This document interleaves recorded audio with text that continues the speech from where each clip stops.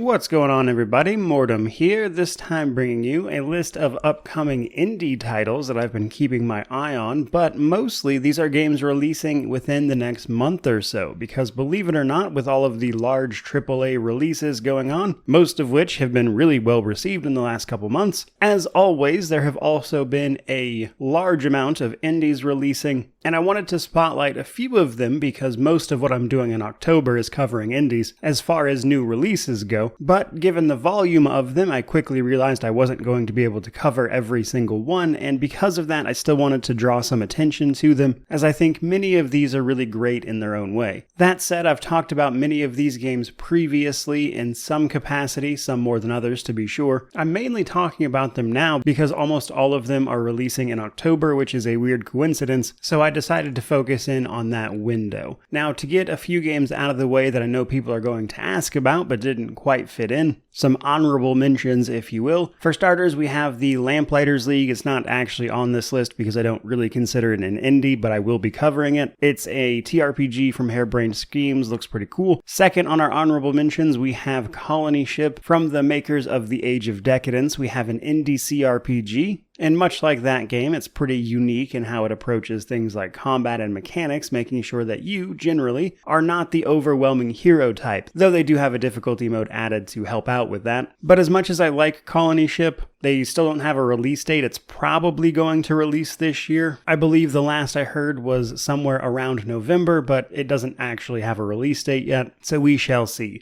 Last but not least, for the honorable mentions, we have Broken Roads, an indie CRPG with a big focus on its narrative set in a post-apocalyptic Australia. I've talked about this one a few times, but it's releasing in about the middle of November. I'll cover it when it releases, but like I said, wanted to focus on October mostly. From there, let's actually move on to the rest of the video, starting with our single game that has actually already released. It released a week or two ago, and I wanted to mention it because I think it is a really interesting title that I simply have not had time to swing back around for, and this is Wandering Sword, a Chinese martial arts RPG that puts us in the role of a young swordsman caught up in a feud that nearly kills us, but that tragic event sets us on the path of martial arts training to become the greatest of heroes. Genre-wise, the game is a tactical turn-based title with an interesting grid-style combat system we'll get into, that also features a lot of interesting things around progression and choice and consequence. It is an RPG. There are multiple endings based on your actions and the things you choose to do. There's multiple locations, systems, that for a small indie title in particular is very impressive. But mostly I want to draw your attention to the combat and progression systems. The progression systems see you unlocking passives through your Meridian map, which works in tandem with learning all sorts of martial arts to then of course provide you abilities and things to use in combat itself. And there's a lot of really interesting combinations to be had with mix and matching all the martial arts available to a character that you can then of course use in various combat scenarios. Combat takes place on this sort of tile grid system,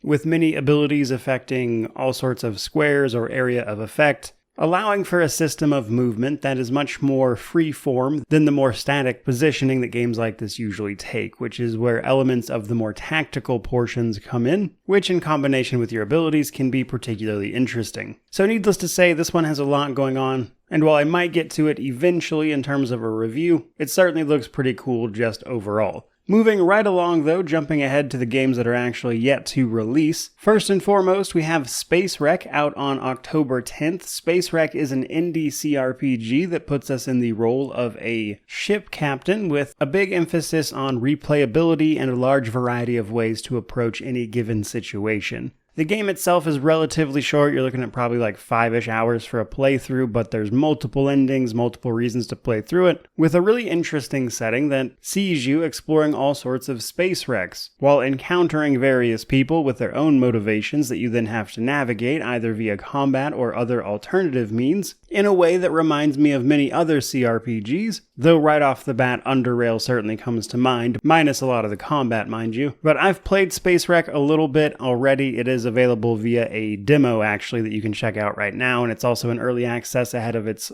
launch on the 10th, but overall, it's a really cool game. It's definitely worth your attention if you enjoy CRPGs, which, considering I cover mostly that, I think a lot of people watching this just might be. and given its very short runtime, it could be the perfect game to fit in between the many other games releasing right around this time. Next up though, that brings us to Endless Dungeon on October 16th, a sort of follow-up to Dungeon of the Endless. This game sees us trapped on a space station with a variety of other characters as we seek to, of course, depart, as the space station itself seems to be pulling ships in and trapping them here. This particular game is a roguelike tactical strategy style game. However, it has elements of tower defense, as in order to try to escape, we have to guide a crystal robot through various levels of the space station, fighting off waves of enemies as we go. We'll be setting up defenses like turrets and things to help us with this defense, and there's a variety of other mechanics to it as well, some of which provide us more temporary progression within our own run, and then other more permanent effects that make runs easier overall, that ultimately lead to us escaping. To put this very simply, this is very similar to Hades in a lot of ways, which is why I think it might pique some people's interest, but it's also available in co-op, which is where I think a game like this will likely really shine. But you can also play with multiple characters, including in single player, that will help you out and try to defend against the waves of all these enemies. There's boss fights. Overall, though, a pretty cool game, but I do think it is the type of game that, if you have someone to play it with, is probably where it's going to shine the most. Next up, on the very next day, October 17th, we have the release of two other indie games, one of which I plan on reviewing, the other one I just think is kind of cool, with the first one being Cyberknight's Flashpoint. This is a TRPG that is essentially Cyberpunk meets XCOM, where we take on a crew of individuals living in a cyberpunk dystopia and lead them through a life of heists and crime, essentially, in a cyberpunk world that's going to have us engaging with, of course, turn-based tactical combat, on top of the more management-focused areas such as building up our base, deciding which missions to go on, handling the prep work for various heists we might try to perform, before essentially handling jobs, trying to get back at the corporations that dominate the place. This particular game is meant to evoke the feeling of the tabletop versions of cyberpunk games, so where something like Cyberpunk 2077 has that more immersive feel, Cyberknights is more attempting to recreate the actual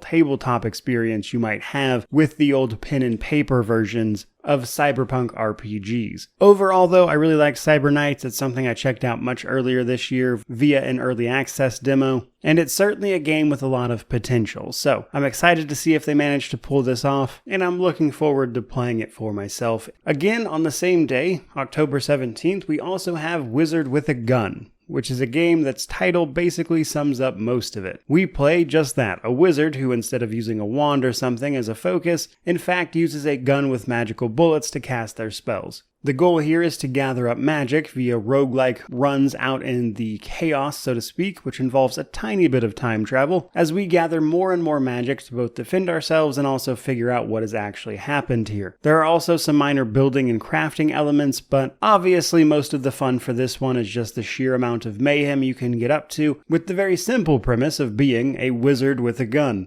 And while I don't really plan on reviewing this one, I do think it's an interesting title with some fun combat. I enjoy the art style in particular, and the premise is honestly just pretty funny, so I wanted to mention it here. Though before moving on, I will say this game also has a co-op element to it, so if you want to engage in some of this nonsense with a friend, that is a very viable option. Now, last up for this video, we have the game I've probably talked about the most, so I'll try to keep it a little brief, with Dark Envoy. Dark Envoy is an interesting CRPG that sees us taking on the role of two siblings, alongside a few other party members, as we ultimately get embroiled in a war between humans and elves that sees a lot of blending of technology with magic, which can cause all sorts of problems. There's going to be choice and consequence. It's mostly a mission-based system by the looks of it. But the devs behind this one, Event Horizon, also made another game I really enjoyed called Tower of Time, which was a lot better than I expected it to be. And given that Dark Envoy is a sort of loose sequel to that, I'm excited to see how this one pans out. It has a lot of interesting combat mechanics that revolve around real time with slow technically, but you can also change it to real time with pause completely, where you can draw the area of effect for various abilities.